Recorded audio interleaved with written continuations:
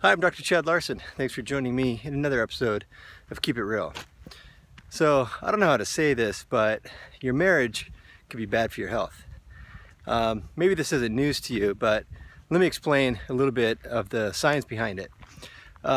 There's a journal article that was recently published, in fact, just a few days ago this month, and in a medical journal called Psychoneuroendocrinology. And they did something interesting. They evaluated the integrity of the gut barrier in counseling marital sessions.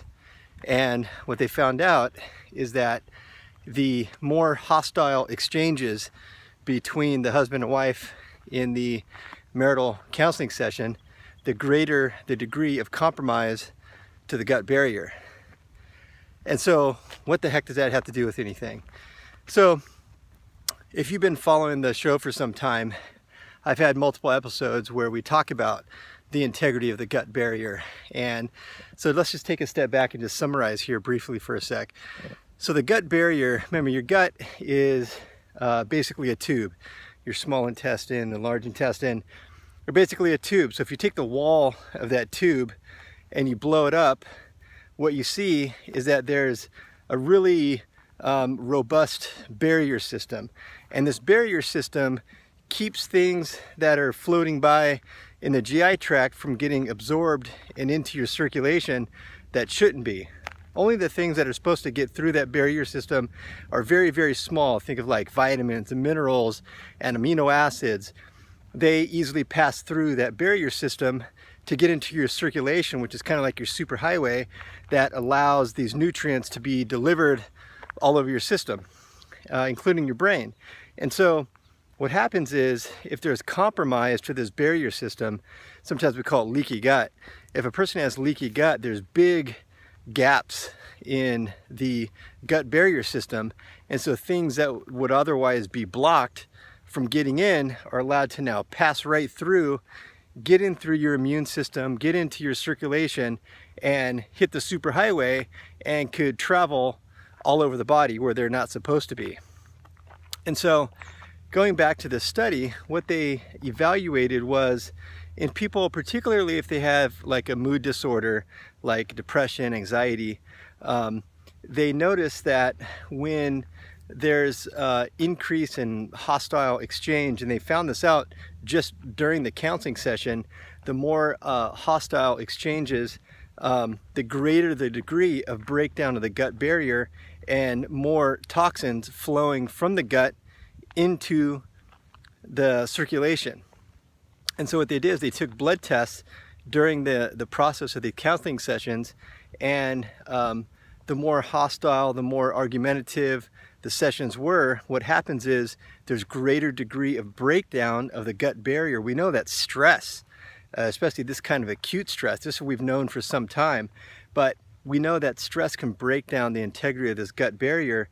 But then what's on the inside of the gut, remember, we have maybe 3, 4, 5 pounds of bacteria in the gut.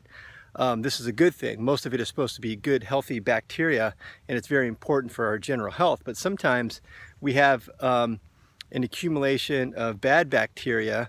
Sometimes we call it gram-negative bacteria, and they produce something called lipopolysaccharides, or LPS. This LPS is a toxin. And so if there's now leaky gut or breakdown of the gut barrier, this LPS substance is allowed to get through the barrier system into your circulation. And what we know is that LPS, once it's outside the gut where it's not supposed to be and it's floating around in your circulation, it's been well documented that it can go up to the brain, break down the blood-brain barrier, and then infiltrate the brain and cause inflammation. So it can cause inflammation in the brain, which we know could exacerbate, let's say worsen conditions like depression and anxiety, but also it causes general inflammation in the body. So this is why I started out with the idea that your marriage, or particularly, maybe a bad marriage or an argumentative marriage, kind of a hostile marriage, could lead to poor health, because these systemic inflammatory chemicals are at the root of many of the conditions that we're trying to avoid, like heart disease, diabetes, obesity, autoimmunity, Alzheimer's disease, what they have in common is inflammation. And once this LPS toxin gets outside the gut and into your circulation, it goes to your liver and it causes an increase of inflammation chemicals. You can do a simple blood test and look at one of these inflammation chemicals called C-reactive protein, or high sensitivity C-reactive protein, CRP. And the CRP is a numeric evaluation of the degree of inflammation that your liver is kicking up from certain things like LPS. And so what they noticed during these sessions is that the more challenging the discussions were, they noticed that there are higher blood levels of this lipopolysaccharides. And right along with the increase of this LPS toxin from the gut, there's a greater degree of CRP, C-reactive protein. And we know when those two are elevated, then things like depression, anxiety, these kind of mood disorders can significantly worsen. And so it's interesting that it was published in a journal called Psychoneuroendocrinology, which it is really fitting actually, because the psychological part speaks to this idea of mood disorders. The neural part is basically referring to the brain, and then the endocrinology is hormones. And that hormones is really the communication device between all the different organ systems. So it affects all three of those major systems in the body. And it just simply comes down to basically how stress can affect our health ultimately. And one of the ways it does it, as indicated in the study, is breaking down the integrity of the gut barrier that we talked about so many times. And then when that gut barrier is broken down, then these inflammatory chemicals from toxins like LPS, there's other ones as well, but LPS is a big common one, that when there's breakdown or leaky gut, then LPS is allowed to hit the superhighway, the circulation. It could affect multiple organ systems in the body, including the liver, including the brain. It could really exacerbate symptoms that you might already experience, and it could even lead to increased risk factor for other things, other chronic diseases that we're trying to avoid. So I hope this is a little food for thought.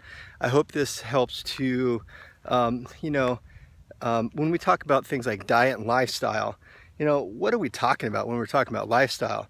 Oftentimes, most people think that we're just talking about exercise, but we're talking about relationships. We're talking about your daily life activities, the way you communicate with other people.